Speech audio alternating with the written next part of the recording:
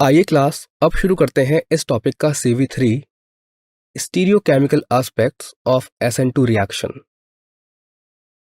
Class सबसे पहले हम ये समझते हैं कि ऑप्टिकल एक्टिविटी क्या होती है।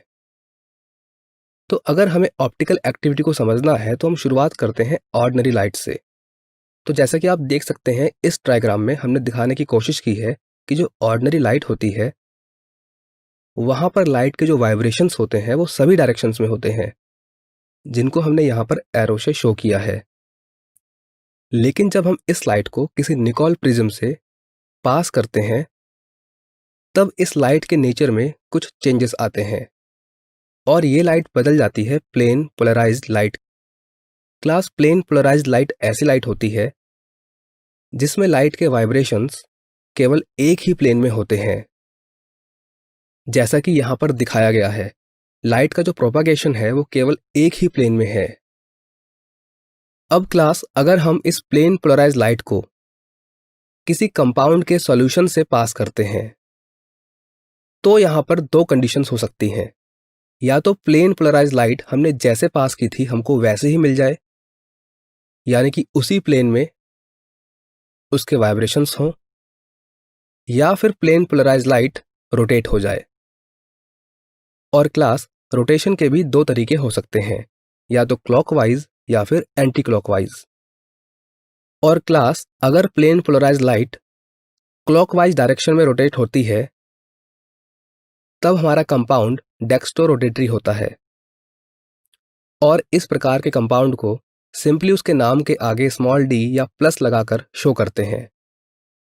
ऑन दी अदर हैंड अगर plane polarised light anticlockwise direction में रोटेट होती है तब हमारा कंपाउंड होता है लीवो रोटेटरी और ऐसे कंपाउंड को उसके नाम के आगे स्मॉल l या सिंपली नेगेटिव साइन लगाकर शो करते हैं। और क्लास यहाँ पर एक बात बहुत इंपॉर्टेंट है कि अगर दो ऐसे कंपाउंड हों जिनका मॉलिक्यूलर फॉर्मूला बिल्कुल सेम हो बट उनमें से एक लीवो रोटेटरी हो और दूसरा डेक्स्ट्रो रोटेटरी हो, तब वो दोनों कंपाउंड एक दूसरे के ऑप्टिकल आइसोमर्स कहलाते हैं। और अगर किसी कंपाउंड का सॉल्यूशन इस प्रकार की प्रॉपर्टी शो करता है तब वो कंपाउंड ऑप्टिकली एक्टिव कहलाता है। बट क्लास अगर हमारे सॉल्यूशन में से प्लेन पोलराइज्ड लाइट पास होने के बाद उसके वाइब्रेशंस में कोई भी रोटेशन नहीं होता है, तब यहाँ पर दो बातें हो सकती हैं। या तो जो हमारा कंपाउंड था वो कंपाउंड ही ऑप्टिकली इनएक्टिव था, या फिर हमारा कंपाउंड एक रेसेमिक मिक्सचर था। क्लास रेसेमिक मिक्सचर क्या होता है इसके बारे में हम आगे पढ़ेंगे। तो यहाँ पर दो बातें इंपॉर्टेंट है कि अगर सॉल्यूशन में से पास होने के बाद प्लेन पोलराइज्ड लाइट रोटेट हो जाती है तब हमारा कंपाउंड ऑप्टिकली एक्टिव होता है, और अगर लाइट रोटेट नहीं होती है तब हमारा कंपाउंड ऑप्टिकली इनएक्टिव होता है। आइए अब समझते हैं कि मॉलिक्यूल्स और कंपाउंड्स में एसिमेट्री और कायरलिटी का क्या मतलब होता है। तो क्लास इसको समझाने के लिए हमने यहाँ पर एक ऑब्जेक्ट लिया है, हमारा एक हैंड।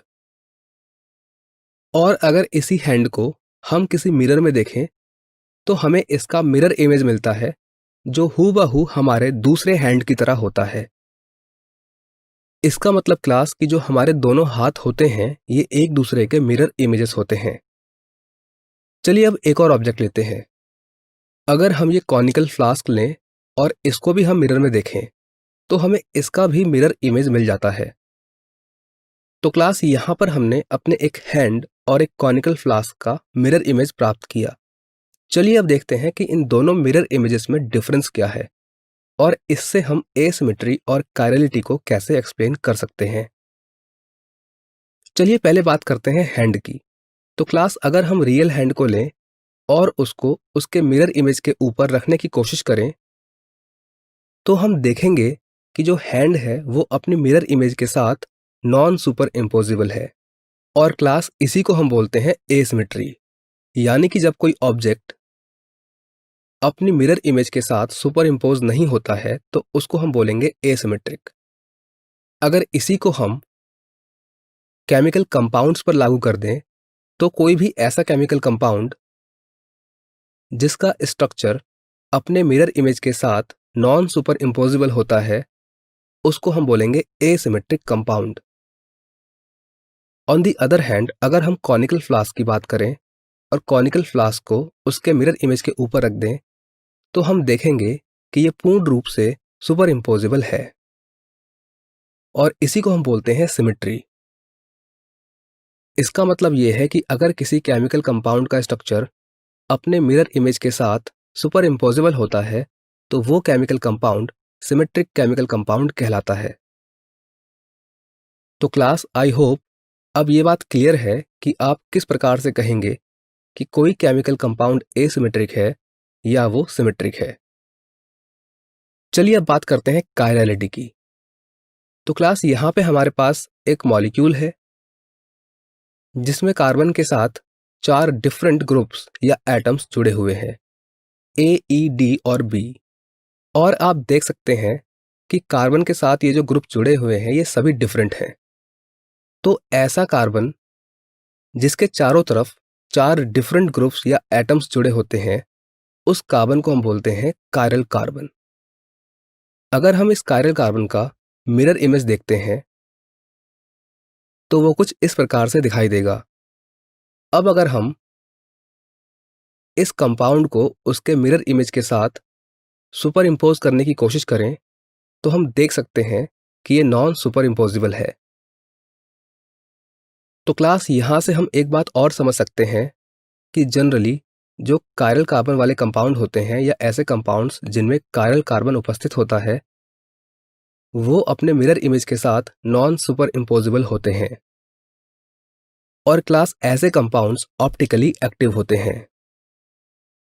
तो ये एक थियोरेटिकल मेथड है ऑप्टिकली एक्टिव कंपाउंड्स को पहचानने का, कि अगर वो अपने मिरर इमेज के साथ नॉन सुपर इम्पोजिबल है तो वो ऑप्टिकली एक्टिव होना चाहिए इन जनरल। आई होप अब आपको एसिमेट्री, सिमेट्री और कायरलिटी समझ में आ गई होगी, और अब आप कायरलिटी को ऑप्टिकल एक्टिविटी के साथ भी रिलेट कर सकते हैं। आइए कुछ एग्जाम्पल्स की हेल्प से समझते हैं कि ऑप्टिकली एक्टिव कंपाउंड्स किस प्रकार से हम पहचान सकते हैं। तो क्लास, यहाँ पर हमारे पास एक कंपाउंड है लैक्टिक एसिड, और हम यहाँ पर क्लियरली देख सकते हैं कि जो लैक्टिक एसिड है, इसमें जो कार्बन है उसके साथ 4 डिफरेंट एटम्स या ग्रुप्स जुड़े हुए हैं, हाइड्रोजन, मिथाइल, OH और COOH। तो इसका मतलब ये है कि ये जो कार्बन है वो एक कायरल कार्बन है।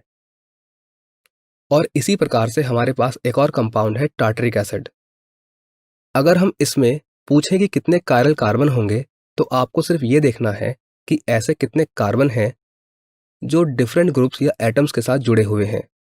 तो अगर इस टार्टरिक एसिड के स्ट्रक्चर को हम ध्यान से देखें, तो हमको यहाँ पर ये 2 कार्बन कायरल कार्बन मिलते हैं।